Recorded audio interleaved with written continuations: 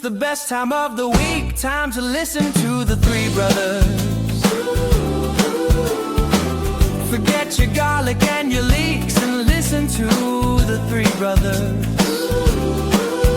It's fat-free, sugar-free, dairy-free, soy-free, and free from gluten and priestcraft too. If you click this accidentally, stick around. You might learn a thing or two. Chuck on a shirt, tie and shorts, and crack yourself a brew without any further ado. We are coming at you. Three brothers, juxtapositions, and midnight ramblings for sure. Three brothers, don't forget you get what you pay for. Three brothers, so come on down, don't even worry about it anymore. Three brothers. Hello and welcome once again to this Reeks podcast. It's time to hear from your favorite, hopefully, Three Brothers. So we thank you once again for joining us. We are looking forward to it. If you've accidentally clicked on this link, we hope you stick around. It's true. It's true. It's true. It's true. Thank you for clicking. That was quite intro. We're getting into it. Straight into it. All right. Okay. We're getting in. How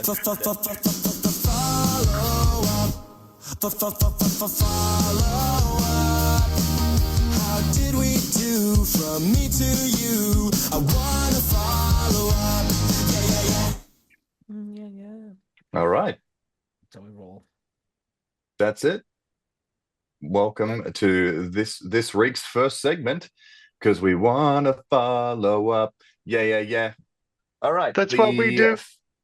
Follow up. It is what we do. Last week's commitment is up on the screen, and it was to show gratitude for something that you would miss if gone.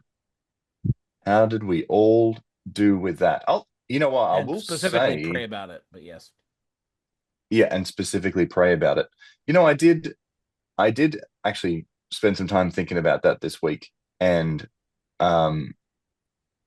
thinking to myself, I guess, in probably more from a temporal preparation standpoint, thought to myself, if I didn't have this, how would we go? Like, if I didn't have access to this, would I be able to survive? Or how long could we get by without a specific item or items? And realized, yeah, there's still a lot of work to do. And it made me think about a lot of things. Like, I was even sitting there thinking, oh, you know, I know Mike has got chickens. It's a really good idea to have some chickens. And like, I've had quails in the past and stuff. And that was a bit of a nightmare, because they basically the cage became the Colosseum, and the quails were the gladiators, and they literally just tore each other apart down to the last man. So I need to come up with a better way of raising and keeping quail alive and from killing each other, murdering each other brutally. So I was thinking about that. I was thinking about like Micah and some other people in the group and how well they do in certain areas. And I was like, yeah, I would love to do better. And really, I'd love to have a bit more space. Like, Topher, you're about to go into a place with a lot more space. How nice that would be to set some things up for more long-term temporal preparation standpoints. Yeah, boy. Yeah, I can't wait. We're gonna have some chickens for some chicken wars. It'll be like the quail wars, but it'll be chicken wars. No, yeah, like I think if you have more space, yeah, you can give them some roaming. Maybe give them some roaming space. They won't kill each other as much, probably. Yeah, but that's what they need. Yeah. Yeah, but you do need some land for that. So I do look forward to having my own chickens. In terms of this week, yes, I feel like I'm not good at many things, but gratitude I feel like is maybe one of them. One of them that I am good at. I feel like I'm kind of always grateful. I always have to hold that gratitude in my heart always. When I pray, I'm constantly just grateful. I feel very blessed and very grateful for everything that I have. Um, and it's the same things. It's the same things on the list in this image. Family, um, for my family, for a good job, for health, and what we were saying it just before we started recording. I'm grateful for the gospel as well because I don't know who I'd be and where I'd be without it in my life. I have a very sort of self-destructive, sort of addictive kind of personality. I don't know if you call it a personality, but I get just addicted to things that I like to do, and I do them too much. That's what I do. So if I did things that were against the gospel, let's say, I could go on down a terrible track. And so I'm very grateful that the gospel's got me some nice guardrails to keep me in line. So just grateful for the gospel in general and for the Savior and for yeah, just I think people talk about the gospel not giving you freedom, and I feel like I'm extra free because Mm. it keeps me somewhere where I won't do things that will entrap me, And we've Yeah. talked about this before in the old member. If you remember, my patriarchal blessing warns me 3 times about not taking certain things. It literally says that. So yeah. Anyway, just a bit of a side note, but yeah. So I am always grateful. Yeah. And in terms of just quickly, in terms of things this week, nothing's new in my week. Nothing rarely does anything change in my week. But the one cool thing is that we found out that our new house will be finished in about 12 weeks, which is way Oh, ahead 12. of schedule. Yeah, so I'm very kind of excited about that. Yeah. That's so cool. Mm. That's very cool. This week in The old Chicken homestead. Wars. The old Next homestead. week in Next Chicken week in Wars. Chicken Wars. It's gonna go The quail, down. quail versus chicken. It was a landslide.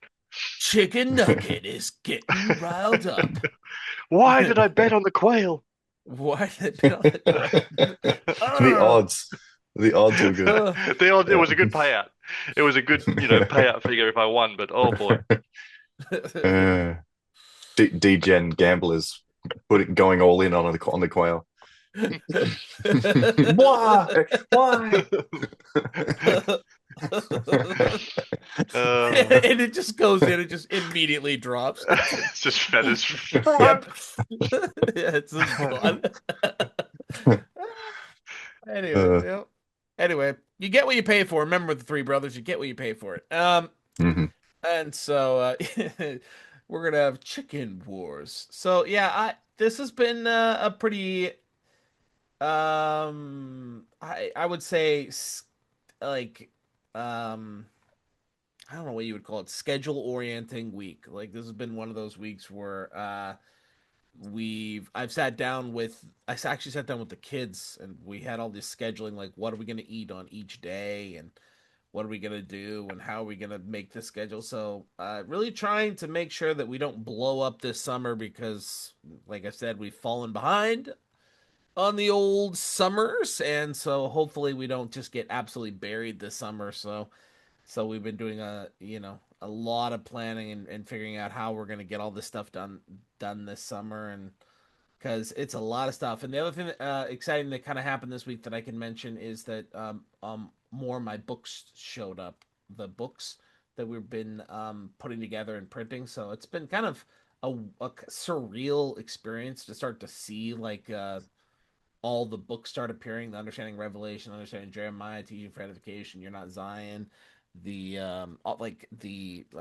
obviously the Macro Last Day timeline and the weekly readings as they were known. It's crazy the amount of work that that and stuff that we've produced for free over the years, and it's kind of a Amazing. it's kind of a surreal experience, like seeing it all, and you're just like, what the heck? Like that's like so much. And so that's happened this week. We also hung up the old Three Brothers sign in the room. I think I might move it when I get later on in my life. I think I'd rather have it on this wall, but it's kind of crazy to have it up behind me. So that's kind of also surreal. So Yeah. I can't That's hang mine cool. till I get into my new house. So I look forward to it. How big is yours, Yeah. by the way? How big is yours? it's big. It's 3 feet. Ours is like ginormous, man. Like I was surprised how big it turned out. It's big enough. I like it. I like it. It's a surreal thing. It was Nice. worth it. Actually enormous. Yeah, it's probably too big if I'm honest. It's pretty but much. It's pretty much. You know, it's pretty much as big as this image behind me. Yeah. Like this is pretty much Yeah. what it looks like. Yeah. Yeah. Pretty I much. feel like if I put it on my wall behind me, that's probably how big it would look. Yeah. Yeah. So that's. Oh, I also should say that I also was contacted by Canada, and they are definitely thinking about sponsoring us.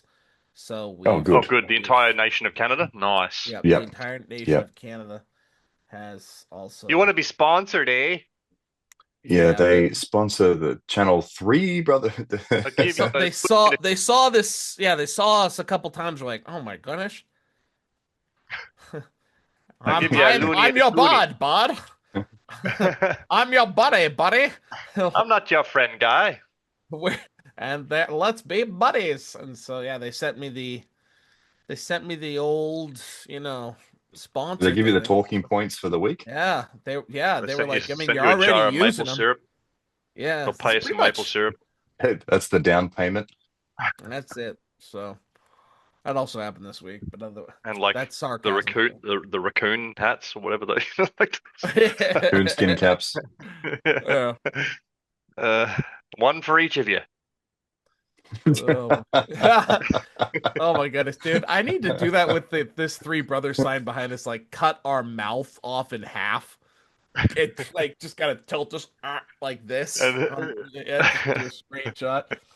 Oh yeah. Yeah, we've gone Canadian, yeah. All right. Let's rant it up. Let's do it. Oh, We've got to rent. Yeah, we've got to rent. Oh, it's the rent of the week.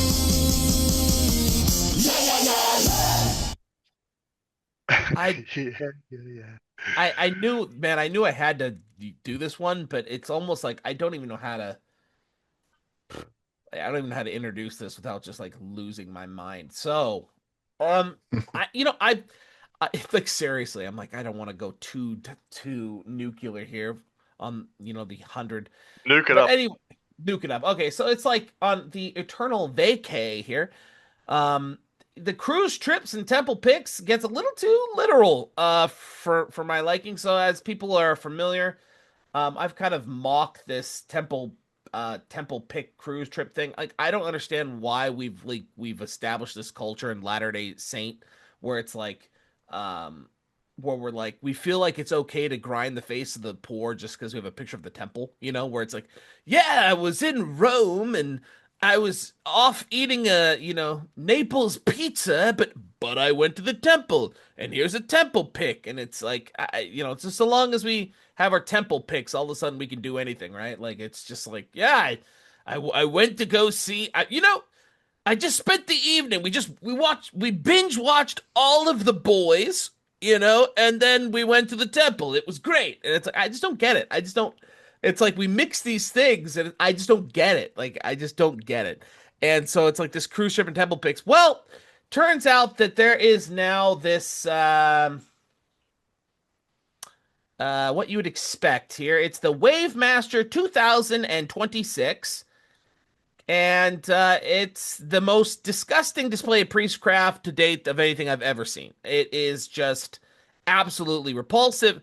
And apparently I'm getting more and more information about this as it goes on. Apparently these cruise liners are actually now finding priestcrafters and are like, look, we will give you free passage if you sign up to do this. So like this is what's so insane about priestcraft. What people I don't understand is that as far as lucrative things in the world, like did you know that LDS priestcraft is like one of the things on the top? Like I don't know if you know this. Like they've done these YouTube ad things where it's like people will pay money for an ad. So let's say I got sleeping bags or something I want to sell, and it's like, okay, I want my sleeping bag ad to appear on this outdoor guy's YouTube channel, right? And it's like, okay, well, I'm bidding against other sleeping bag people and tent people and stuff who are also trying to get our ads on those videos, right? Like that's how YouTube works. And LDS, anything tagged with Latter-day Saint, they make more than I believe. Like last time I checked, it was more than double the next highest. So Yeah, it's so 2 to 3. it was like 2 to 3. That is how lucrative it is because we are so saturated in first and foremost extremely wealthy Latter-day Saints who've been very blessed. They've been given money to build the tower. That's the reason they didn't do it, and who spend their money on priestcraft, and it is a extremely lucrative business. So now we're now having Babylon come to the people claiming to be saints and saying, please come on our cruise trips. Please come over here and we will give you a free cruise just so long as you promise to give like a speaking tour or something. And so anyway, that's what's going on with this. And so I clicked on this Wave Master thing and it's the inside. If you want a 150 square foot shower only room, it starts at $1,500. And if you want an ocean view, that's $1,800. And if you want a veranda, that's now $2,200. And if you want the signature suite, which is 330 square feet, that will put you up to $3,300. So this is just insane to me. Like this is just insane to me how bad Priestcraft has gotten. That we now have a cruise trip with all of the priest crafters, a huge cabal of them getting together and going on this cruise trip together, and they're charging this much money. So if you want the opportunity to like shake hands and rub shoulders with these priest crafters, yeah, just drop $3,000 a person to go and do this. And it's and every single time I've run into these people, this is the other thing I want to say with this that I don't want to get too much into, but every time I've run into these people, it's always the same thing. It's always the same thing. It's always exactly the same thing that happened with the person in the comment section, by the way, where it's like they feel like they can insult me or us because we don't have the views, we don't have the subscriptions, and it's like, well, we were gonna help you. Like it's this looking down of like, well, like obviously I'm righteous and obviously I'm more special and obviously I'm in the right because look at all the people that are subscribed. Look at all the likes I have. Look at all this thing. Like you poor little plebe, you. I was here to help you, and you just wanted to make fun of me or like call me priestcraft or blah blah blah. That same spirit, that exact same spirit is the spirit of Babylon. It's the same thing.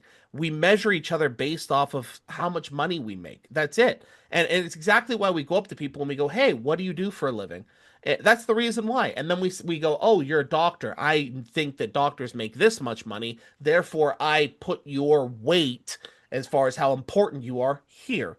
And oh, you're a garbage man. Oh, okay. Yeah, your value is now down here. And your obviously intelligence is way down here too because we also inflate intelligence based off of those same things.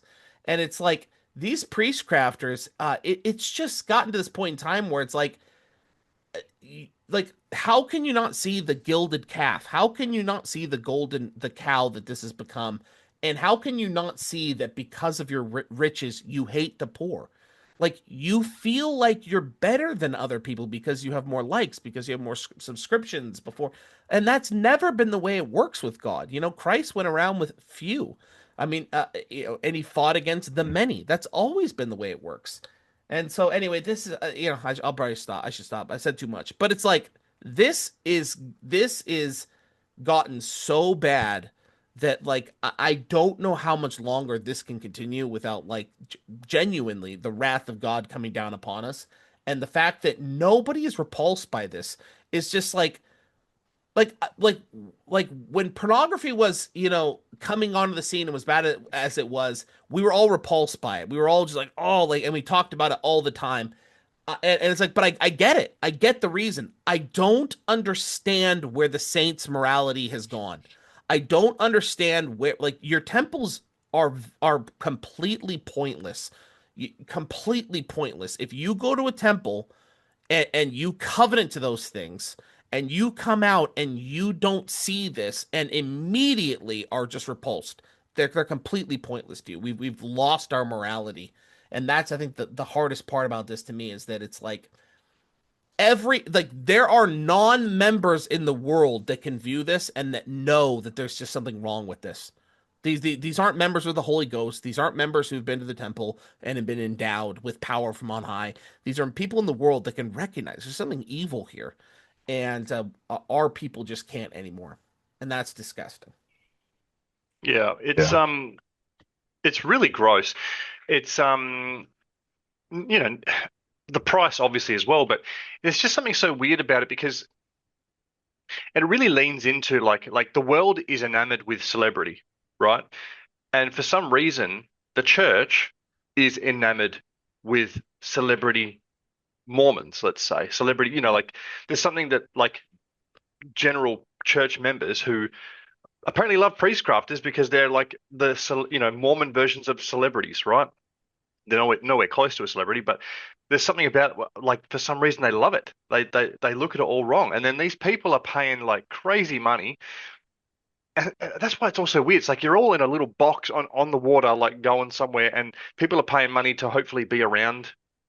It's almost like they are the golden calves, and they're paying to be Yep. around the golden calves. You know what I mean? Like, let me near the celebrity, let me near the Mormon celebrities. You know what I mean? It's like who don't know anything and don't teach truth and don't talk anything worth listening to anyway.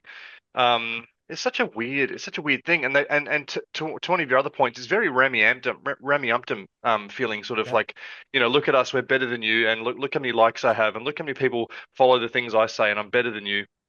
Yep. And and and like you say, you've had run-ins way more than um probably me and Emma, definitely me. And you've got to see a bit of the true side of these other people when because before you were more known or whatever, like people would interface with us, and then they kind of realize, hang on, we're not on the same page here, and then you get to see the true face of them, and then but they are all about making money off each other. So Yep. hey. How can we make money off each other? How can I make money off this? I'm getting paid to be on Mm. this cruise, cool. And then everyone's just dying to be around them. And it's like, man, and fanboys. It's like it's where all Latter-day Saint fanboys trying to be around these fake Yep. Mormon celebrities, and but one thing that I was just thinking, and we talked about this off air before, the thing about the cruise that's going on somewhere, and it's got the hantavirus Yep. on it, and I'm like, man, why can't it be this cruise? Why can't it be? That's probably a terrible thing to say, but if Before it's going to someone be any loses their cruise. mind, he's kidding. Yeah. Uh, I just think to myself, the easiest way for me to, how do I start? Because there's so much I don't behind know. this, right? Yep. Because I get upset about seeing these influencers selling conferences Yep. Yeah. because what are they doing? They're selling privilege to hear them speak about the gospel of Jesus Christ, Church topics. which yeah, think about how disgusting that is on the face of it. Now, they know that it's wrong because the ones that respond to us when we're like, "Hey, why are you charging for this?" They always try and respond and say things like, I'm not actually getting any money, or the only money I'm getting barely doesn't even cover my expenses and doesn't even cover this. If they didn't feel so guilty about it, they wouldn't even respond to it. Or they wouldn't, they'd either be like, no, I don't earn anything and I pay my way, or they just wouldn't respond and it wouldn't bother them. But when people ask those questions, it bothers them. And there's a Oh yeah. reason it bothers them because the whole, like, I'm telling you, man, if you if you're taking the to me that's really a display of taking the Lord's name in vain, Yep. taking what the gospel has, taking what the Lord has given you, and then going and going, here it's for sale, here's Jesus for sale. And then you go, I don't know, should we be selling Jesus like that? And they're like, oh, how dare It's you, cheap. you know uh, it's either attack you for asking the question, or it's, oh well, it's justified in some way, it's justified. They wouldn't even bother if they weren't worried about the question, but they're always worried about the question. So anyway, the conference thing grinds me to no end.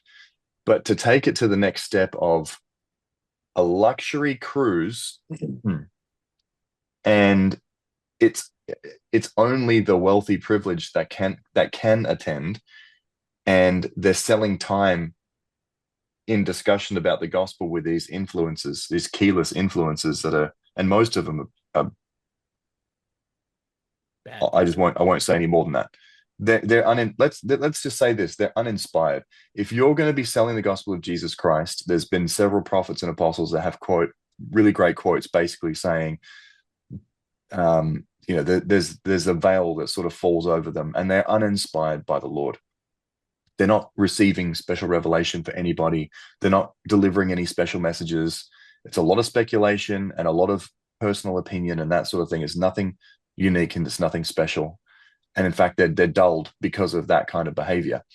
But people are paying for what they perceive as like privilege. And that's just not right in the gospel of Jesus Christ. So I think of it this way. It's a long way around the ship to explain. If this was a cruise where the 12 apostles were the guest speakers, how would I feel about that? Pay an extra $100, you pay your $3,000 or whatever it is, but if you pay an extra couple $100, you get a personal audience with an apostle. But you can ask the apostle your own gospel questions and get your own gospel responses. How would I feel if you were paying for private access to sit with apostles and hear them on this cruise? And I would be completely disgusted by that. Like, I would be extremely disgusted by that. Now, explain to me what the difference is. What's the difference between paying for the privilege to meet with these influencers who think they're special and think that they have some kind of right or authority to sell Jesus to you on a cruise ship? What is the difference between that and the apostles? Because the apostles have keys and authority? What's the difference between, as far as like selling and making gain? The apostles probably would be doing it for free. I don't know, but that would be. I see them both as equally evil, like bad, really, really, really, really bad. So Do you know what's I don't funny? even know if The answer to that question is the same reason why you shouldn't listen to him in the first place. So the reason it's different is because the apostles have authority, have keys and have authority. I mean, you still wouldn't want this situation to happen. What I'm saying is the reason it's different is because they do have keys and authority, right? But that's also so these other priestcrafters don't have keys and authority, which answers the same question as to why you shouldn't be listening to him in the first place. Like they got nothing, for yeah, you. You got nothing yeah. for you. But what you would hope is, and like the apostles aren't doing this, but what you'd hope is that the apostles wouldn't be getting paid No. to be on the cruise to talk about Jesus, right? Because they're not supposed to be specifically getting paid to talk about Jesus, right? Like There shouldn't be any gatekeeping gospel knowledge. Do you know what I mean? Like the only gatekeeping to gaining gospel knowledge should be yourself. Correct. Yes. So if you had, here's, I just thought about this. So if you had because this is a real life example. Okay, so if you had a church vehicle, either as a missionary or as just like maybe a ward missionary or something, like there's a church vehicle. Now, would you be okay if I use that church vehicle to do DoorDash? I'll tell you that they don't. That you'll get into big trouble if you use church vehicles and church stuff to do that. What if I, I just had another. Oh, lawnmower. That's the other one. What if I used the church's lawnmower that was in the shed? What if I took that out and mowed people's lawns with that lawnmower and got paid for that? I was gonna say if you did it for free, maybe, but you're getting paid for it. No. You'd get in trouble. You would get in trouble. In trouble. Now, have I ever covenanted in the temple, thou shalt not use the lawnmower to make a living? Have I ever covenanted in the temple for that? But yet we, for some reason, are all like, "Oh yeah, well that kind of okay, that kind of makes sense." You covenant in the temples. Read 2 Nephi 26, 27, 28. You covenant. We're commanded to share these things. We're commanded to share these things for free. at a great personal cost. That's what Mhm. we're doing. And yet we're like, well, we're gonna take the gospel lawnmower, and I'm gonna go make a living with this. Mhm. And Mhm. literally exactly the same thing. And it's like, why is one wrong and why is the other one not? Why is it wrong for me to advertise my lawn mowing business? I own the lawnmower, I own the car, all of that in the church. Why is Yep. that? Why is that not okay? But yet you're allowed to promote Emily Bell Freeman's podcast in Sunday school, which costs money per month to be subscribed to that app. Why is that okay? Like And she we've got, pockets it. and she pockets it. What? Like we've reached a point in time of just being not just unprincipled, a point of insanity.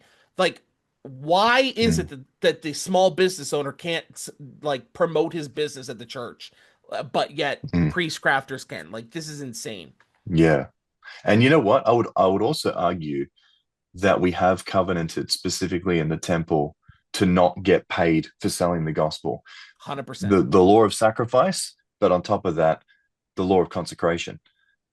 Yep. We might not be living consecration to its fullest as we're supposed to be living it, but we've committed to live it to the best of our ability, which is our time and talents and everything with which the Lord has blessed us with for the building up of the kingdom.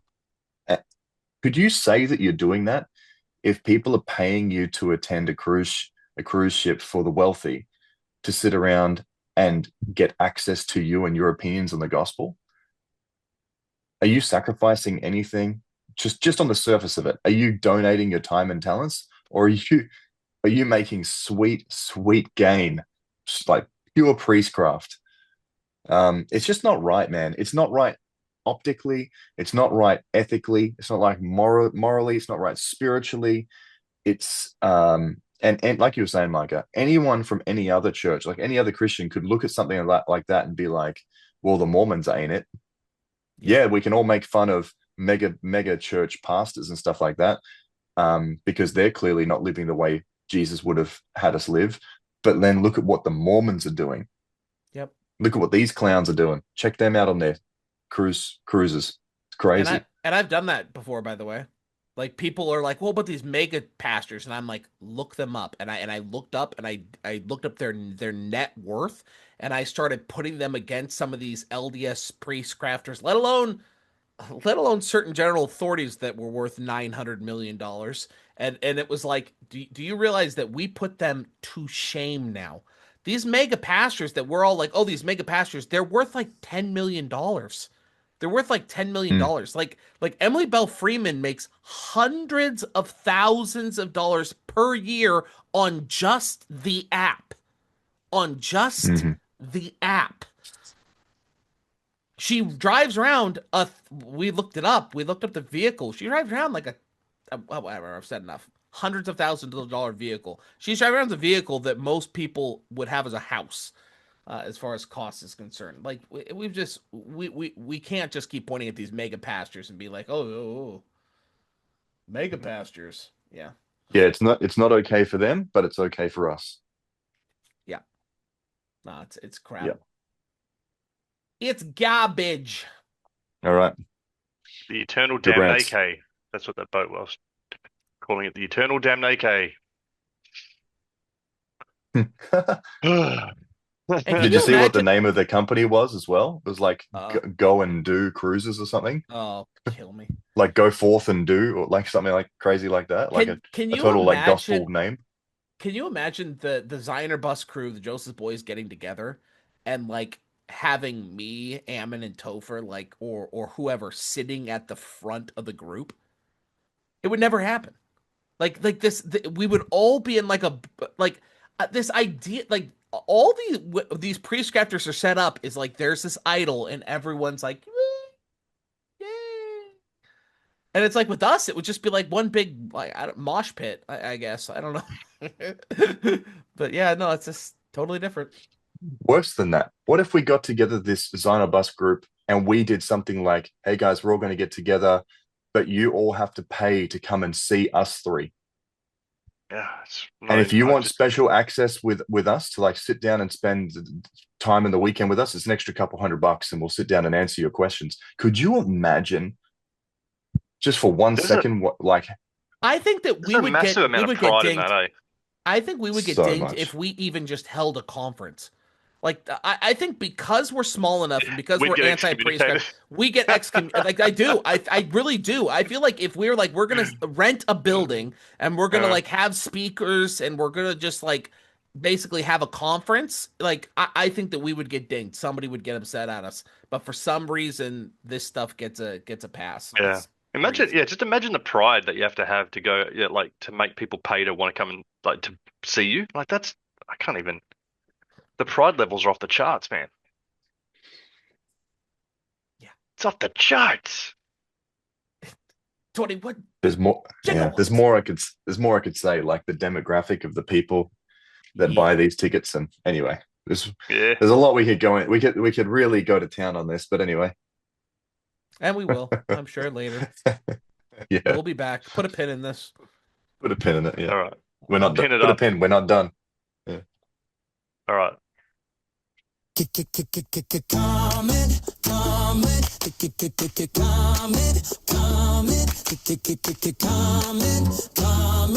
Of the week. Yeah, yeah. Yeah, yeah, yeah. Yay. Oops. All right. Should I read this? I haven't read anything yet. Yep. All right. Here we go. Comment of the week. This is from Jacob Wiglama. I just talked to a friend who is a boomer. Nice. He described to me how the Doctrine and Covenants 78:6, for if ye are not equal in earthly things, ye cannot be equal in obtaining heavenly things, and how it bothered him, so he wrote a talk. The conclusion of what that scripture means to him is that poor people shouldn't ask for help unless they really need it. Okay. Too many entitled people in the church these days. I made fun of him for his conclusion and told him that's quite the leap.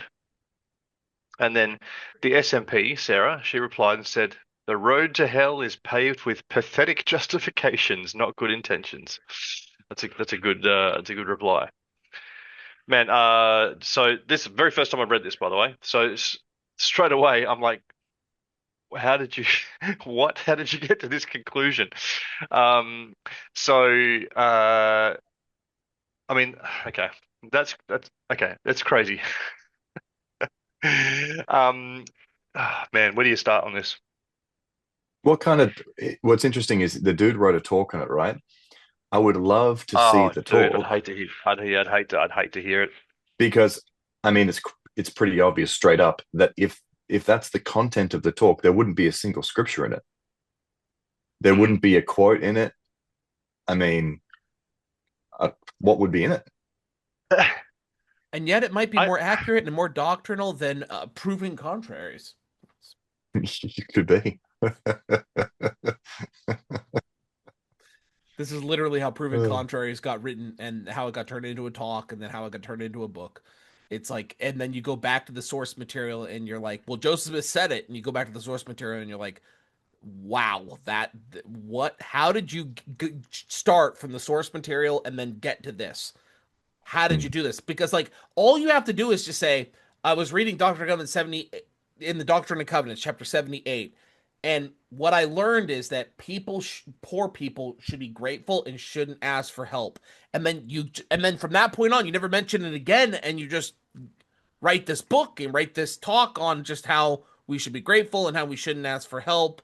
And you're like, wait, go back to the beginning there. Like, where did you get this from? What was the justification for this? And you read the scripture like that had nothing to do with that. That's like this proving contraries. It's the same thing. We do it all the time.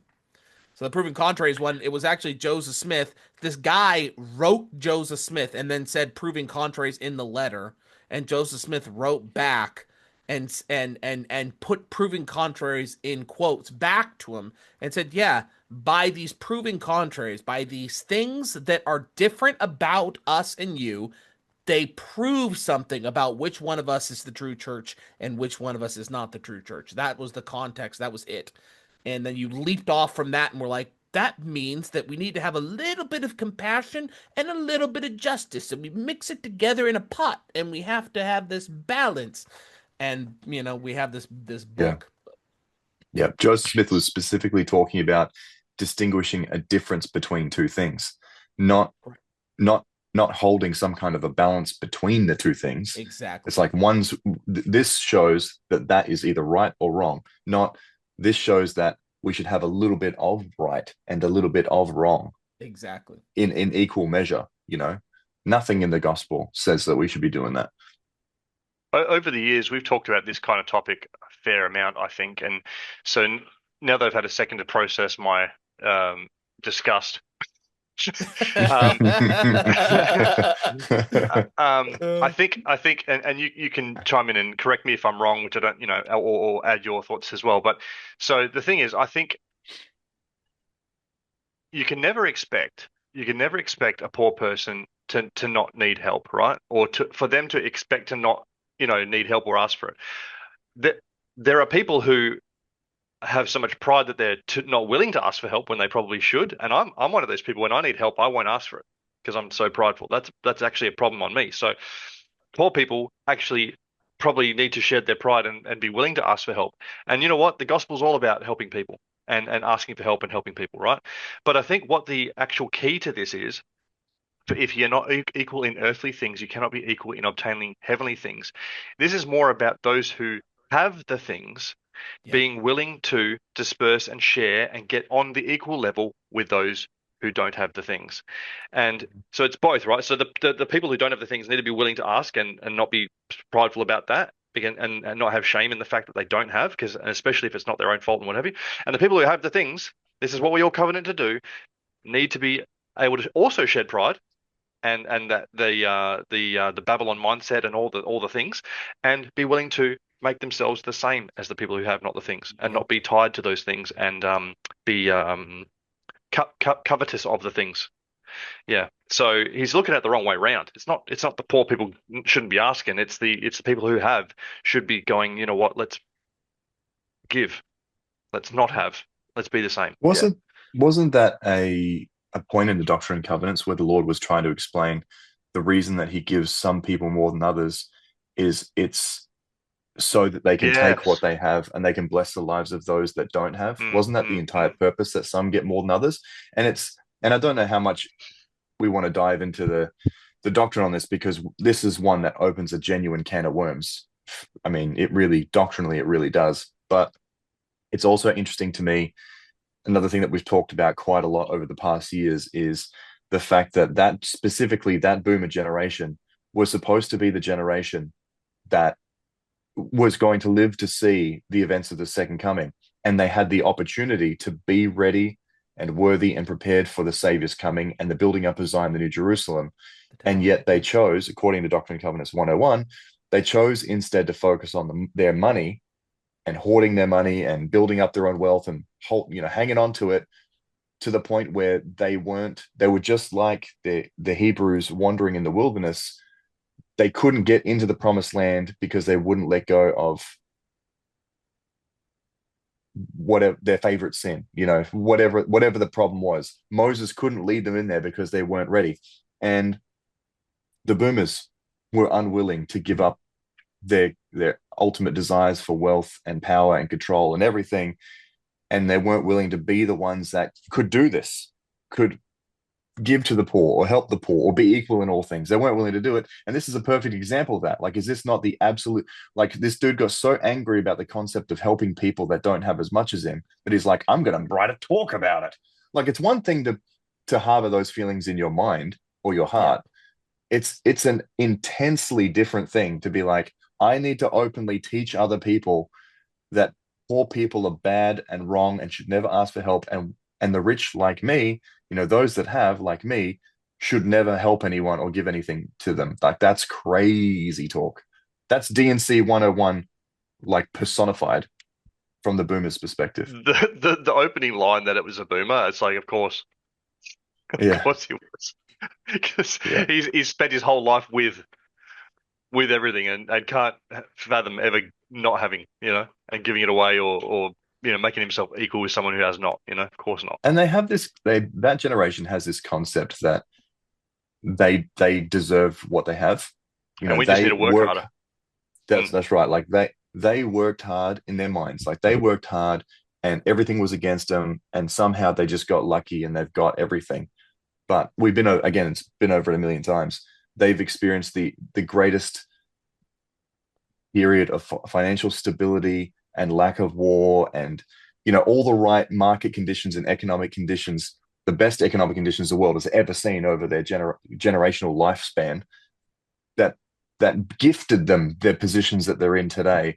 And to now have them turn around and be like, we deserve this and you guys deserve nothing, is crazy, because they're literally the reason why our economies are about to completely fall to pieces. In the 50s and 60s, you could be a bag boy in a shopping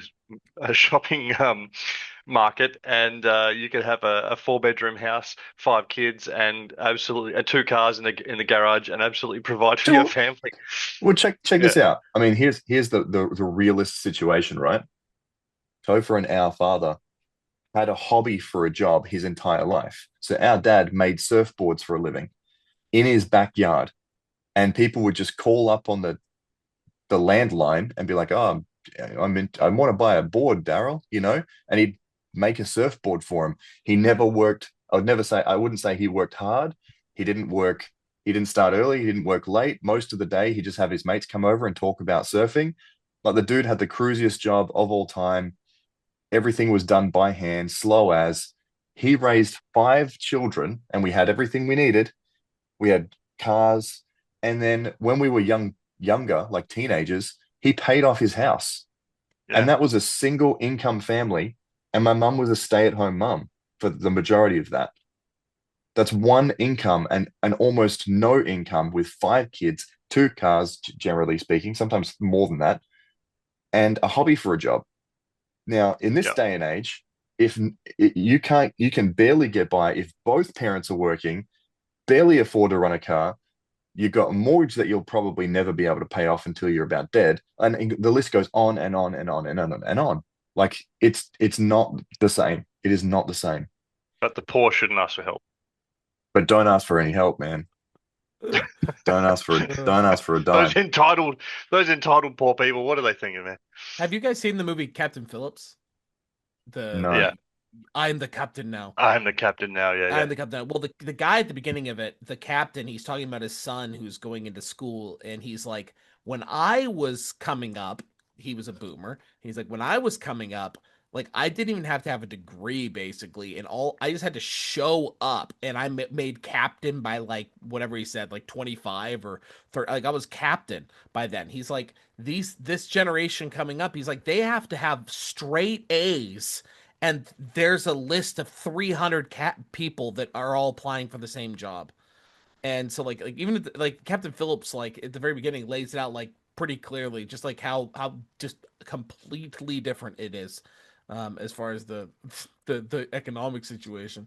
But Mm. what's funny about this is that everything you've just said summarized in 2 scriptures, we've literally just seen the fulfillment of both of them. So the first one you both were mentioning in the Doctrine and Covenants, Christ says the Zion of the last days will be built up. It will be built up, but it must be built up according to my way, the Lord's way, right?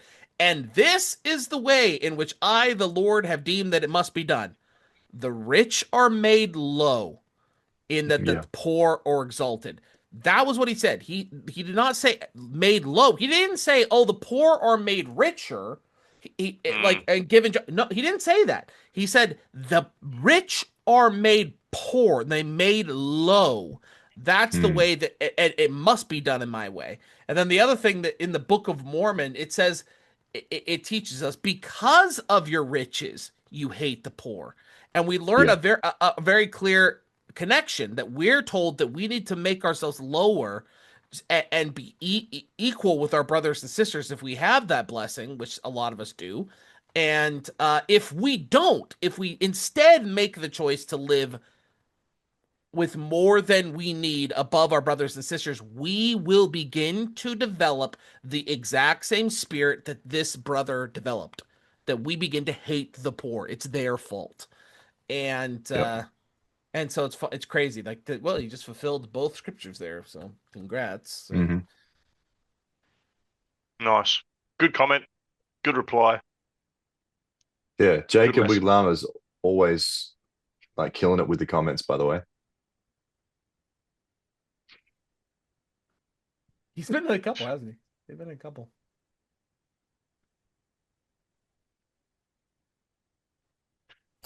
Questions. Baby's got a question. Have you got a question? Well, here's a place to get it answered. It's the question of the week.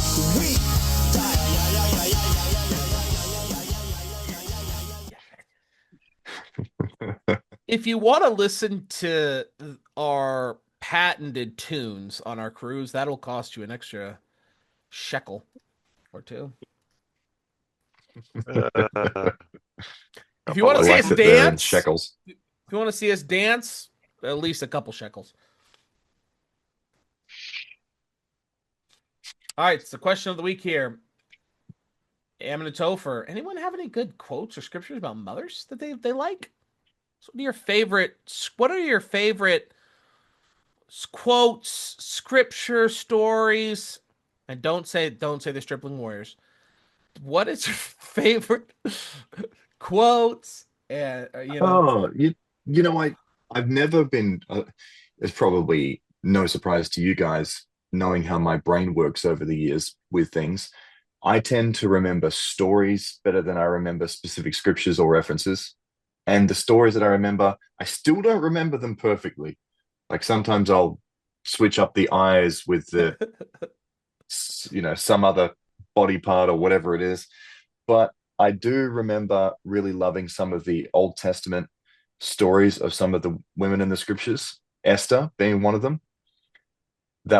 She was incredible. The faith that she had and the things that she did in the face of what could have been like execution, I thought was really impressive. And I remember going through it and being like, man, I wish we as a church focused highlighted a little bit more some of these wonderful women. Like Esther was amazing, Ruth was amazing.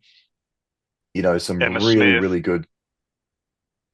Yeah, maybe. Early. Emma Smith early up until 1840 maybe or something like that. But yeah, Couldn't help myself.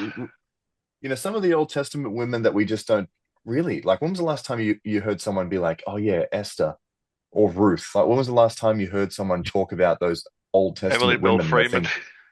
think EBF, yeah, EBFE. Anyway, Somebody I'll mute close my mouth. Topher. Yeah, he's really He's going rogue. somebody poisoned the water hole. I have to bleep, just bleep. I have to bleep my mouth like. Yeah, Beep, yeah. beep. Topher was speaking really dirty words there. We had to bleep him out. Yeah. I'm just gonna Uh, pretend he didn't say that.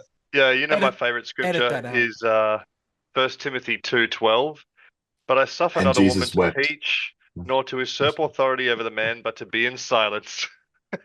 That's a great one for Mother's Day.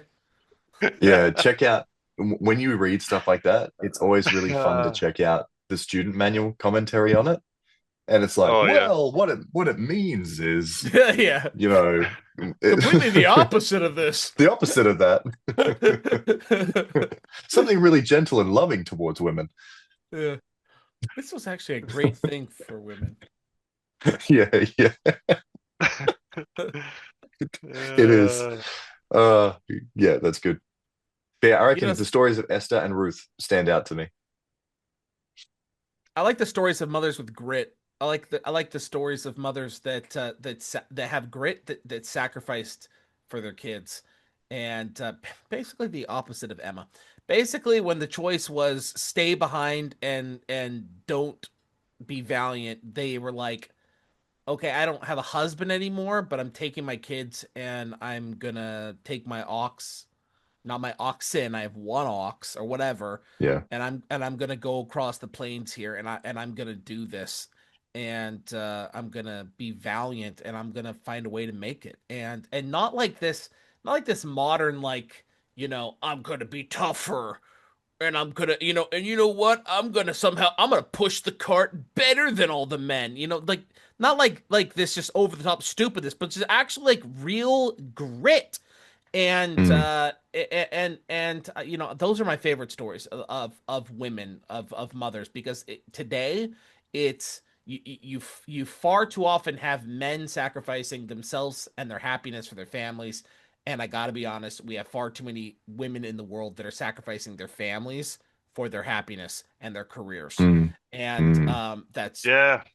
that just is the direction it goes, and it's whether that be their dresses, whether that be their cars, whether that be their luxury, like there's far too many mothers, like the old stories where you just see the mother and it's like she's got basically the moral of the story is like you find out at the end that the mother's like wearing rags, but she always made sure Mm. that her children had clothes, kind of thing. Like those kinds of stories to me were always the ones that I loved the most about mothers, because it's what a mother should be, right? It's like Mhm. that's the woman that it's like, man, I want that as a wife. I want to look up that. I want my daughters to be that. By the way, that is Ruth, right? The woman who shows up from nothing and is a hard worker, cleans the house for her mother-in-law, Yeah. goes to work gleaning in the fields just to make sure that they have some bread to eat,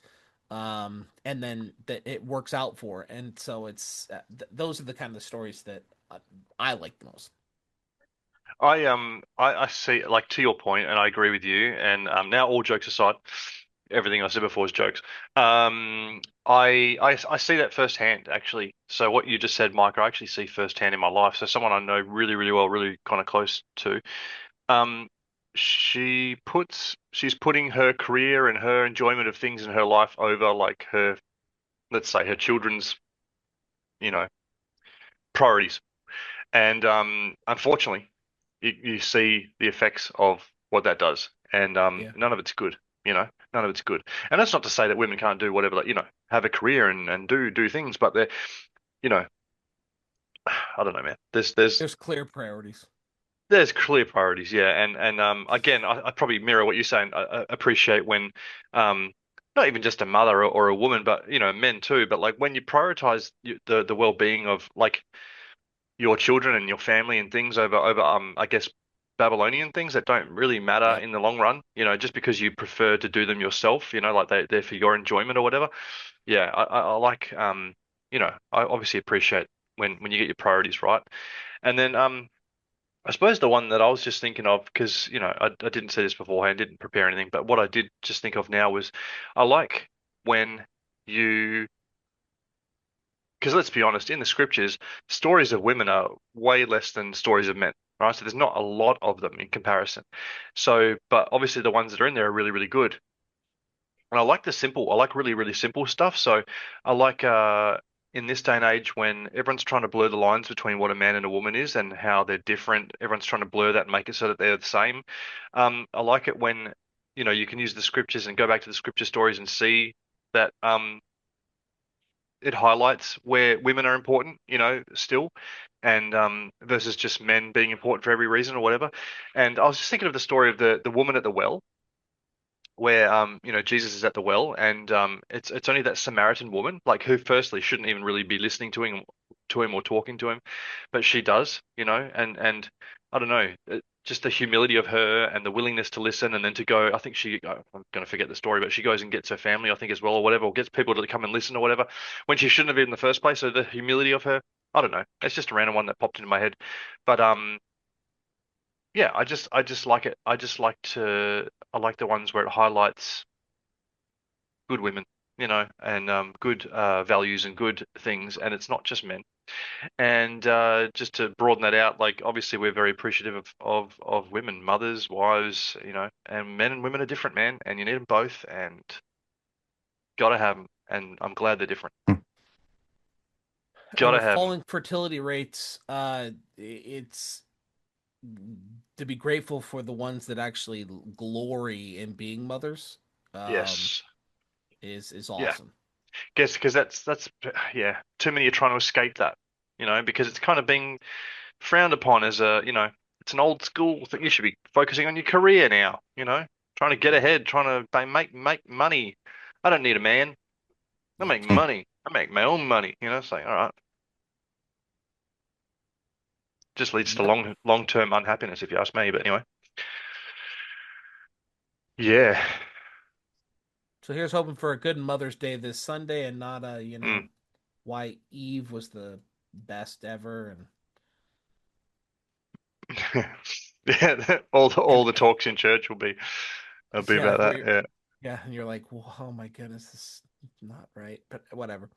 Hopefully, we focus on the right women. Yeah, hopefully, we don't have the list that Topher was joking about at the beginning there. Oh, it'll be. You It know it will will be. be. It will be. Yeah, Yeah. All right. Gosh. Everyone's favorite section. definitely mine. Tune Oh, in to Channel 3, to Channel 3 Brothers for this week's headlines. With your anchors, Topher, Micah, and Evan. Get your week's headlines. Channel 3. Yeah.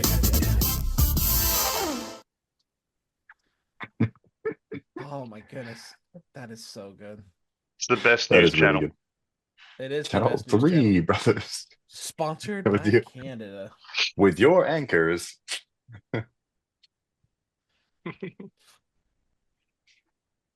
All right. Who's reading this? Me? Whoa, Oh wait, no, Ammon, because then I'll do the next one. what just happened here? How did I get to the spiritual thought here? There we go. Yeah, cool. Okay, I can do.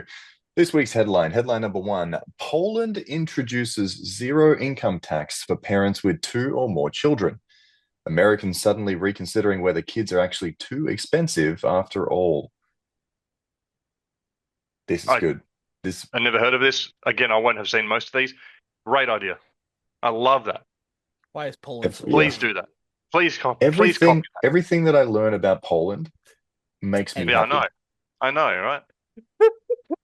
As we think about Far out. Poland, it's like maybe I should move there. Will they take me? Seriously. Well, look at the Everything image. that Poland. Maybe Poland is onto something. Yeah, like we should all move there. That's such a good idea, man. Yeah, and especially when you know that the fertility, it's not the fertility rates, it's the reproductive, what do they call it? The reproductive rates, the rates at which people are having children, are all falling to the degree and falling to the level where your most countries' population can't be replaced by its sovereign citizens. Yeah, So you're in it. We're all getting to a Below the rate position. of replacement. Yeah. That's it. So we're all getting to a position where, like, given, how many years it'll take or whatever, but like essentially countries won't be what they were in 20 years, 50 years especially, definitely. Hopefully we're not around by then. Hopefully it's nice millennium time by then. But yeah, there's problems, man. And so it's good. They should incentivize good people to have more kids because it seems, and forgive me for saying this, but it's only not so good people who seem to be having all the kids. So Mhm. hot take. Uh, Not really. yeah. It's So yeah. I've said this before. Why is it that people who don't want kids and like don't care about the kids and couldn't give a rip are the ones having like 7 kids and don't even care and can have them as easy as pie? But then the people who are like who are and would be really good parents and really want them can't have them. It's terrible irony in that. It's happened in every industrialized world country too, and the pattern's exactly the same in every single one of them throughout history. As the country becomes richer and more benevolent, what they try to do is then try to put safety nets in place for people who have problems, but typically it's the least fortunate. And what ends up happening then is the people who are the least responsible end up having the most kids, and is because they're not working, they don't care, and they just end up popping out like 10 kids, and then that puts such a drain on the society that taxes end up getting higher and higher and higher to support that. So the more responsible people end up having less and less kids because they just can't afford to have them, and you end up having an actual effect every single time where you can actually see the IQ of the country just start to go like this because the people that are the more responsible, that have the higher IQ, have less and less and less kids. and those that are down here have more and more and more kids, and the IQ sways, and so it Crazy. changes. And then the country collapses because there just is too many people that just want free bread, circuses and coliseums, and then it collapses. It's the way it always goes. So we need to have, and I've always said this before, we're always fighting against evil, and we're always like trying to wrap our arms around evil, right? Like let's like so how much of our talks in church and in leadership and so forth is how to make the the gays and and whatever else, the gays and the sinners and the what feel more comfortable. How much Yeah. of our talk is on that, and how little of it is on how do we make Brother Jones, who is a stalwart in this ward, how do we keep up his spiritual momentum? How do we help him? How do we reward him and keep him going? And and what ends up happening is eventually Brother Jones just burns out because Brother Jones has spent all of his time and all of his energy trying to like help. Got to make sure that this family feels validated and they feel heard and they don't feel like we're judging them, and he just gets burnt out, and the other person never ends up coming back to church anyway, and never ends up becoming a faithful anyway. And so like we need more things to fight for, and we need Yeah. more cheerleaders. We need more emphasis on, hey, let's make good policies to support good behavior. Mhm. Mm. A big part Man. of a you go. Go on. No. No, I go. was just gonna say a big part of my desire and intention to go online, like after seeing Micah online and then having some really strong impressions to go online and talk about the gospel and share the gospel and stuff like that, was because I was like, who's helping the current members of the church stay active, stay in the church, have something to look forward to, have something to fight for? Because the church is full of programs for baptizing new members and bringing new members in and doing this and doing that. But when I go to church on Sunday, I see a lot of disenfranchised members that have been there for a long time. And a lot of them are just slipping out the back door. They got nothing to fight for. They seem to have no hope. And as the world gets worse and worse and worse, things get harder and harder and harder for them.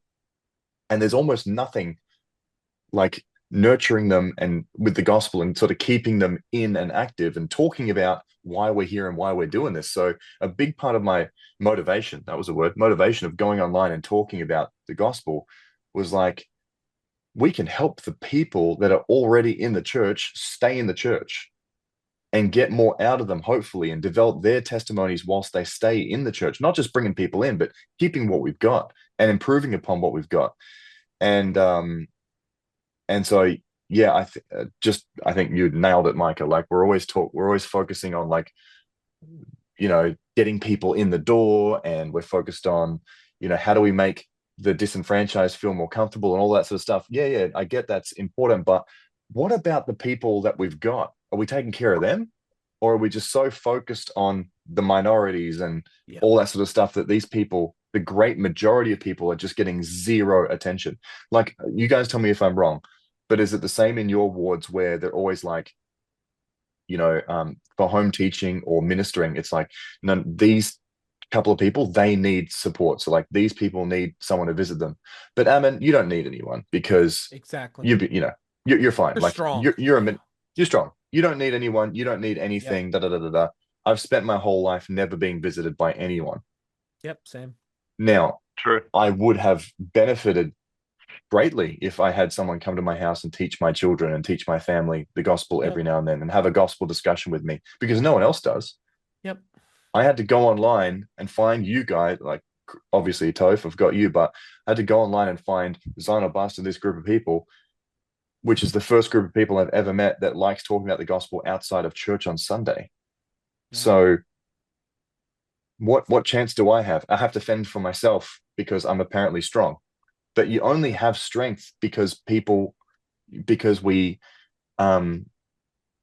synergize with other people that have strength. It's the concept of more logs in the fire create greater heat. When you're around other people that are like-minded and share with each other and learn off each other and fill each other's spiritual bucket, that's where you get the power. Like that's where you get the momentum and the power. And anyway, I could go on and on and on. Yeah. No, amen. But yes, I hope America, Australia, England, all the other. I hope they all do this. That would be fantastic. Yeah, there is some massive Incentivize the economic people who make the wins. money. Yeah, incentivize the people who make the Correct. money to have more kids. Come on, man. Yeah. Yeah. There's Yeah. some massive economic wins in policy like that. Like Australia desperately needs tax reform. The way that we tax at the moment only benefits the rich, only benefits the boomer generation that hold all the property, that have all the cash in the bank. When you increase the interest rates and squeeze the middle class and like the younger generations, they can't spend less. They don't have any money to start with. But when you make cash more expensive, and the interest rate goes up, it's all the boomers and everyone at the top that have all the money in the bank. They get the money. They're the ones that are making the interest in their accounts, Yeah. and then they are going and spending it because they've almost got like an unlimited bank account and all these houses. And guess what? Interest rate goes up. It's the boomers with 17 houses that increase the rent. Yep. They do not care. They just go, oh, okay, interest rates up. Well, I guess the rent's going up Dude, on all of those houses that I rent out. we They don't rent, care. and I calculated the other night, was talking to the missionaries, how much rent we pay a year, and I was like, I can't believe how much rent I'm paying. I'm paying someone so much money every year. It's Mhm. crazy. Mhm. And you know who it'll be? It's Mate, you're paying off one of their many, many, many houses. All right, let's move on before I get into more of an economic rant here. Number two, FedEx driver who, well, this is really sad, guys. Yeah, it sucks. FedEx driver who murdered 7-year-old girl sentenced to death. Well, there's some happy news, I guess. Texas crowd responds, "That's the way we do it round these parts." State reminds nation it still believes actions occasionally have consequences. This is like the worst story ever. Like I hate even thinking about it and talking about it, especially like I've got a daughter that's just about the same age, and the whole story is a nightmare. And I don't know if like, do we have to explain it? I don't even want to explain it. People should know what's going on. But That's the I think it's in the title. yeah, Mm. and but the happy news is, and you know, how often you can say, I guess it's happy news. It's definitely happy news in this instance that this guy got the death penalty, and I'm just so glad that that's available still in wherever he is. I guess it's Texas, right? Because we don't have that in Australia. And I'm like, I think there should be death penalty still everywhere. I'm a big advocate for death penalty, and I also think it should happen real quick. You get convicted, and it's like a cut and dry, mate. Do it now. I'll do it. And this guy should be hung in public right now, and shot, and have his legs cut off, and stoned at the same time. And burned. And the family should get to do it. Mm. And anyway, so it's a You happy know, ending. you know what? From the perspective of a Christian, because this is tough, right? Because we do need to forgive all men, regardless of whether or not they've sought forgiveness or whatever. And this would be one of those things that'd be the absolute hardest things in life for a human to forgive another human of. But I will say this. Even if you can get yourself to the point where you can forgive a person like this for doing something like that to someone you know or love, it doesn't mean you He shouldn't doesn't get desire punished. justice Mm. for the actions of the sinner. I'm a firm believer that those that do things like this ought to face the consequences of what they've done. And now that doesn't necessarily mean vigilante action, but what it does mean is to the extent that they ought to be punished for what they've done. It is not. It does not reflect poorly on the loved ones, for example, to desire for justice to be served to someone like that. But they can do both: seek the justice and find ways to forgive at the same time. Does that make sense? Yeah, It's yeah. like if my own son had gone out there and stolen my car and wrapped it around a tree, I can find ways to forgive him whilst I also get him to pay me back for the car he wrapped around a tree, right? Like both Yep. things can exist at the same time. Mhm. That's what I love about God, man. He's full of justice as well. You know, he's full of justice. You know, You you can can be you can forgiven. count on him.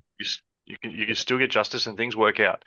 And yeah, if there was no justice, I'll tell you what, I'd check out right now. If I didn't have the belief system that someday that things will be made right, that Made there right, will be yes. justice, and things aren't made right in that everyone is forgiven and everyone makes it and everyone gets, rainbows and unicorns, but that's not how everything's made right. That's not justice.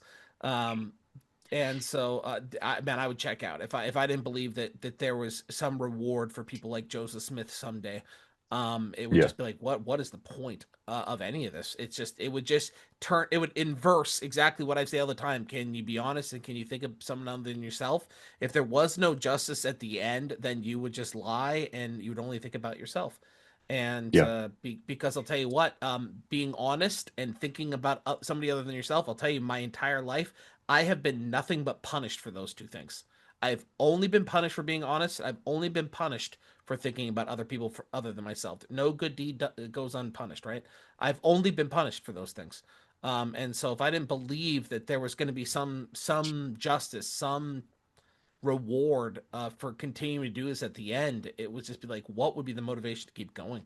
And by the way, so the other thing I would say about this one is that we as Latter-day Saints used to really understand this very clearly when we used to teach blood atonement. But now it's like we hear blood atonement and we're like, oh, that's a Brigham Young thing, and we all get scared and we're like, that's all something we don't believe in. And it was like, nah, President Joseph Fielding Smith, just whatever, 50, 60 years ago, whatever it was, we were teaching this, Elder Bruce R. McConkie, 1985, right? We were teaching blood atonement very clearly. And so when Ammon here was talking about how we can forgive, but we also want justice. But it's actually more than that. It's actually, we also want the person to repent. If we're righteous, we want them to repent, To go through the and process. to go through the process. And if you shed blood, if you shed innocent blood, the only way that you can go through the repentance process is by the shedding of your own blood. And we've taught that forever. And so, not only that, in the Book of Mormon, right? Take him on a hill, put him to an ignominious death, and it's not for the family's sake. It's not just for the family's sake. It's for the person's sake, because they is part of their repentance process, so that they may rise to a hopefully a better resurrection. And so this isn't just, this isn't just for the family's sake. This is, crazy enough, it's actually for this psychopath's sake. Put him to death. It's for his sake, because this will enable a repentance process to start in some way, shape, or form for him. Yeah, nice. Amen. Very true. That's so true. And I don't think people can, I think some people would struggle to grasp that, but amen, 100%. Good All riddance. right. Number 3, King of England visits America and is cheered on by the No Kings crowd. Protests reportedly paused briefly for selfies and tea jokes. They're So all I shouting, didn't, "No sausage fingers!" Oh. yeah. So I didn't see this. I think this is fairly self-explanatory, but there was obviously that group of people in America. We're not American, but we see the media, and there was that massive protest like against Donald Trump for acting like a king or placing himself in the role of a king or whatever. And then the actual king comes and those same people are welcoming him. Is that effectively the headline? Yeah. Yeah, okay. Yeah. The failure to be consistent with most people it should be surprising, but at this point it isn't. Classic. Is it just me, or people used to respect the Queen, but don't respect this guy? Would I be correct in sort of assuming that? I feel like Pretty people close. respected the Queen a little bit, but I just feel like no one has any measure of respect for I old think the sausage queen fingers. was also more visible when I was in Canada, because Mm, they love the yeah. queen there. She was more visible. I think she did more things like cutting cakes, and like she was more visible, and she would invite people to her house, right? She would invite Oprah, and she would have this thing. So she made herself more of a public figure. Mm, Like, this guy is like, I'm not gonna show up or do anything, but I'm gonna randomly show up to a No Kings march, and it's like, mm. It's like that seems like that would be a nightmare, but then it's like, oh, well, okay, I guess this worked out for you. He showed up to a No Kings march. Yeah, he visits America, Oh, and the No Kings crowd cheers him on. So yeah, jeepers! I it's didn't. yeah, So it's funny. kind of hilarious how this kind of works out. So I don't get it. Yeah, it's pretty good. So I don't know if it's just the respect thing, but it's also just like, when do you see this guy? Hmm. Uh, Other than weird things like this, I just don't really see him. No. Also, just don't care. Yeah. We need our prophecy. All right. Carry on. Next one. All right. Mhm.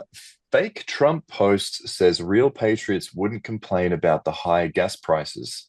Real post says it's a small price to pay. Americans now playing exciting new game called Fake Post or Real Statement. Huh. So the one on the left is fake, the one on the right's real, and like people, the people on the right, are saying like, well, that's a fake post, that's a fake post. And he never actually said that. Well, what he actually said was on the right, and it's really not that much better. Yeah, Yeah. it's basically two ways of saying the same thing. Are your gas prices still high over there, by the way? Or Oh are they yeah, high at all? oh Yeah. yeah, they're so high. Yeah, Ours probably. have ours are still highish, but they've kind of normalized a little bit, but still pretty high. It was like Diesel's Here's still the 70, high. thing. 70 bucks to fill up the other day, and typically it's like 40. So yeah, it's gone up a Mm. lot. Here's the thing about this, right? Do you think, generally speaking, people would have a problem with accepting that gas prices have gone up slightly if they believed in or at least understood the reason for it? Sure. Es- Like What, fighting I Hitler mean, or whatever. that's what I'm saying. Like, he can't even give a straight reason as to why he went into Iran and just attacked this third world country effectively, and that country retaliated by basically economic sanctions to an extent. Like, we believe that this is our strait, and we're just going to shut it down. It is what it is. It seems like fairly reasonable for them to do that as a reaction to getting bombed, and people killed.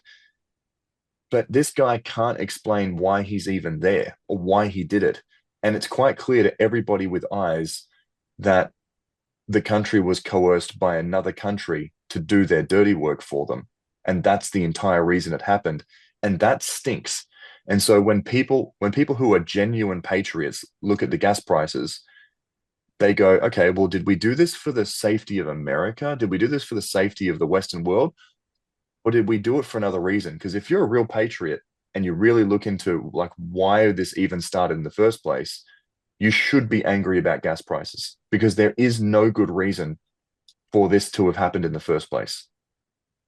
So to say something like that to people would only infuriate people that are actually looking at what's truly going on. I'm just Before sick of somebody being manipulated. before That's what I somebody mean. freaks out and says that we're, doing Canada's talking points here, and begins to say, well, they were, putting some women to death because they protested something, or women's rights, or they were treating their civilians horribly, or something like that. Before someone says the talking points, and they throw out those reasons, are you principled on that? Because if you're principled on that, why didn't we go to war in Liberia? Yeah. You know how many people, like, I mean, like, seriously, Liberia, the country, West Africa, formed by freed American slaves. Look up the national flag of Liberia, and you'll notice it's an American flag. It's a one-star American flag. It is made by freed American slaves, and there was a civil war that went on there, and there were hundreds of thousands of women being butchered and raped in the streets, and we did nothing. And you know what they were Mm. fighting with? Pea shooters. Did they have missiles? Did they have potential nukes? Did they have anything? That no, we could have gone in and cleaned house in a weekend there. We would have rolled through with a tank and they wouldn't have had any, but we didn't do anything. We didn't come Mm. down and help Liberia. And the human rights violations that were happening in Liberia were just astronomical. So are you principled? The same reasons that you say we should be in Iran, would you hold those same principles for everywhere in the world? And I know the answer is no. I know the answer is no. And based off of that, then it's like there is no reason to be there, because if we're not going to be principled in this, then that's not right.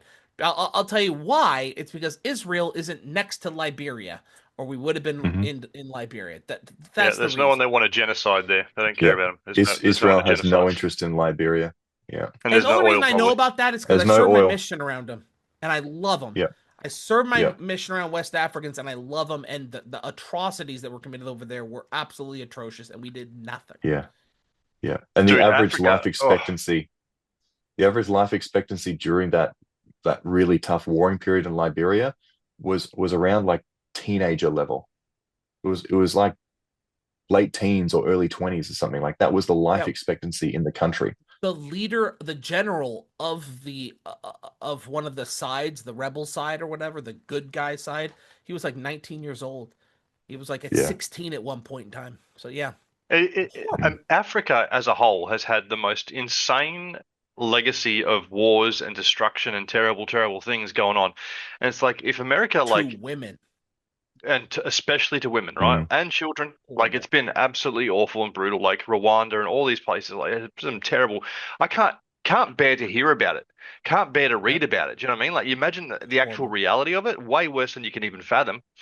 And if America like purports to be this liberation sort of for the right, for the good, for the whatever sort of thing, and that steps in all over the world, by the way, all the time, stepping in and doing things all the time, all over the world. That you feel like that's one place they could probably have stepped in many, many times, and probably should actually be all the time there to help straighten themselves out, right? Like, Yeah. but no, we'll go where the people, the Jews, Venezuela, make the most are. Venezuela and Iran both centralized bank things, both with a Mm, with an Israel tie. Why those two? We know the reason. But we just be mhm. honest about it. Just be honest about it. I would Yeah. love for Come us. How on. about? I'd love for us to go into Liberia. How about that? Let's go into Liberia next, huh? Be honest about it. Come on. Come on. Come on, be honest. Yeah, not. There was You're no not action. principled. Even more recently, there was no action in was it northern Sudan, or in South Sudan? Like there was those atrocities going on where groups were just pulling up on villages and just wiping out whole villages. Or Christians and stuff. Yeah. Mm. That's the other thing. Anyway, Christians are getting murked left, right, and center. And then don't get me started on South Africa, where all the white farmers are getting killed and all the black politicians are yelling death to white people. And this is And we this is don't the way they're care. running the country now. It's like, what is happening here? It's like if anyone gave a rip about it, you know what I mean? Like far out. Yeah. The refugees coming Yeah. out of there are all white people. And by the way, Iran's a population of like 90 million. So like you have Massive, a population yeah. of 90 million and you're using a story of like the government killing 12 women. And you're like, that justifies attacking 90 million people. That would be like using a school shooting in America to justify attacking America. Mm. You know, I mean that's the number games we're playing here. Whereas Liberia, the numbers are much smaller.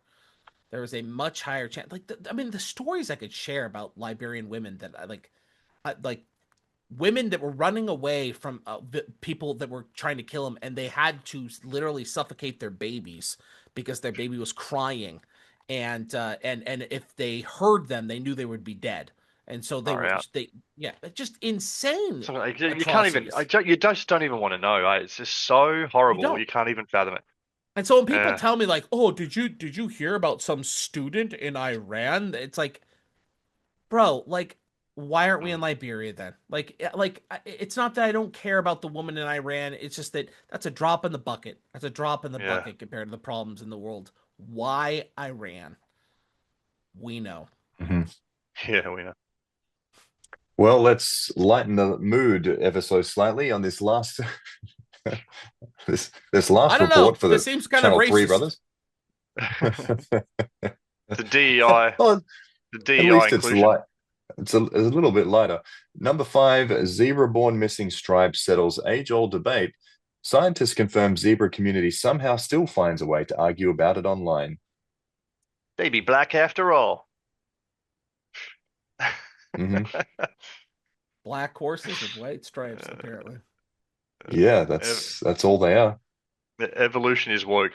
That's what he's saying on With the that- right with there. that- That's with so attitude. evolution is woke. Evolution makes them all black. Can't be white. That's not a real zebra. I agree. I agree. Yeah. Mate, So I think you know what's really funny? Though, sorry, just before you go on, down the bottom of the image, it says satire, sarcasm, spiritual whiplash. We report, you decide. I think it's really important to point that out when we go through the news. We are talking like a bunch of bros I don't know would what I'm talk talking about. about.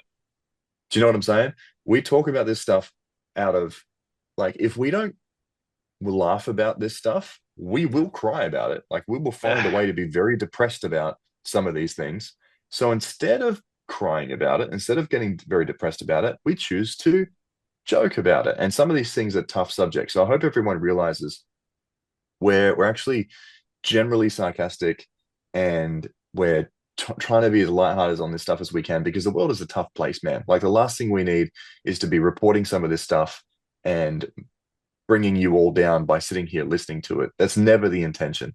The intention is, hey guys, we're all in the same boat. We're all getting hit by the same stuff around the world. Like, let's at least recognize it, talk about it, laugh about it, and see it from a better perspective, maybe, like as members of the church should. I think Or- best and- best anyway. way and of dealing maybe- with everything is laughing about it. Best way to deal Yeah. with anything. it's And- what's the other option? crying. That's it. Yeah. Who wants to do Just that? Work my wheel into the tray. There's also that one, but it's the oh my Chris Farley solution to that problem. But there's you can also hear stuff which we don't even say. Like, we talk about the high gas prices and stuff. Maybe just hearing about that, you're like, man, maybe I should get to my food storage, because this is gonna lead to yes, you're exactly right. So, like, have a laugh at it, but also, like, hopefully some of this is stuff that will help you make some decisions in your life too. Hmm. Like, maybe you don't True. need a zebra, get a black horse.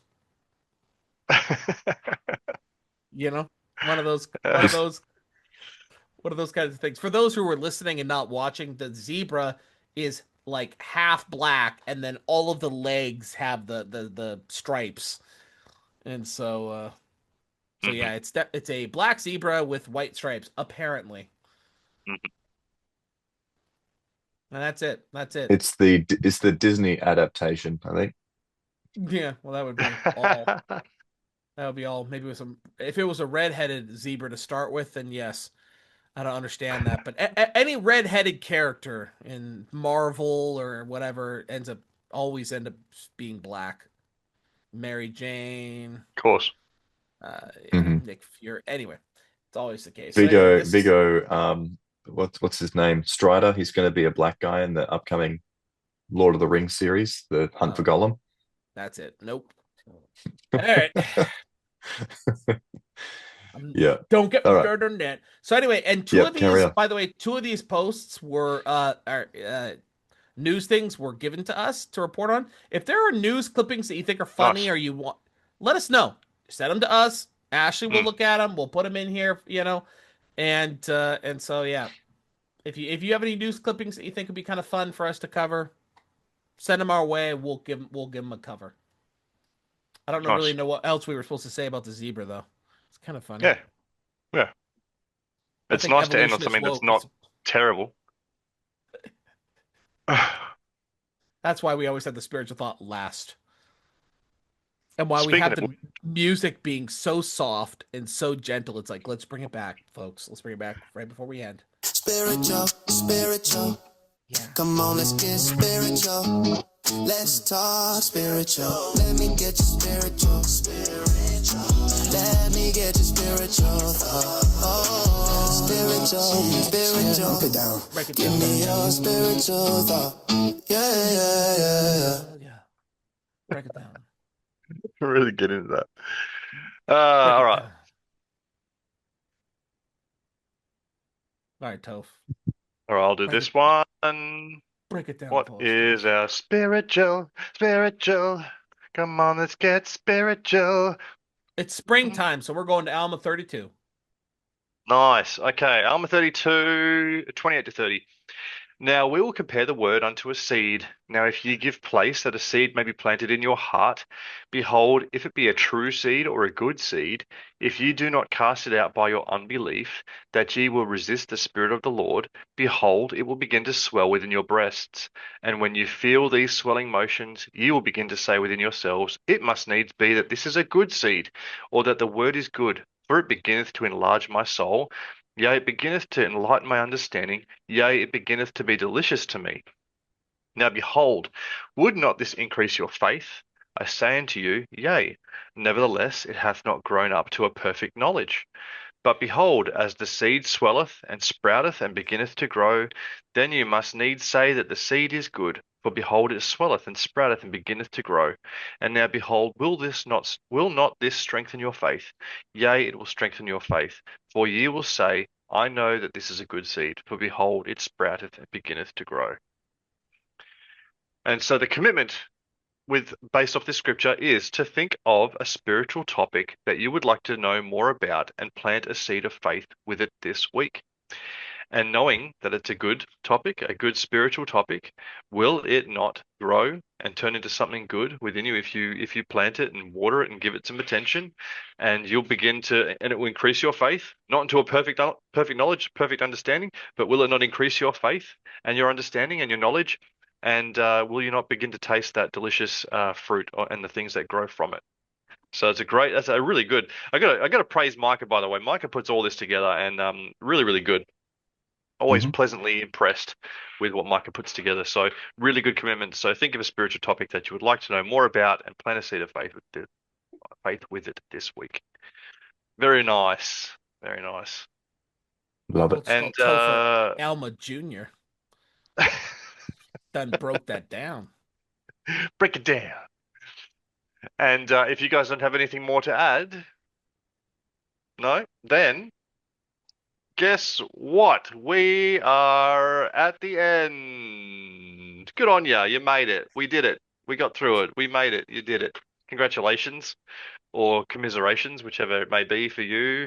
And again, thank you for watching this and enjoying this with us. We enjoy and love spending this time together and with you. Thank you for listening. Hope you had a good time. If you accidentally clicked it, hey, did you get something out of it? Let us know. I'd like to know. And again, hit us up with, or not. Let us know. Either way, you hate our intros, you hate our things, whatever. Let us know. We want to know. And if you've got any news and things you want us to talk about, questions, whatever, hit us up. We'd love to include it and talk about it. And we'll see you next week. And this has been 3 of your most favorite or least favorite. Brothers.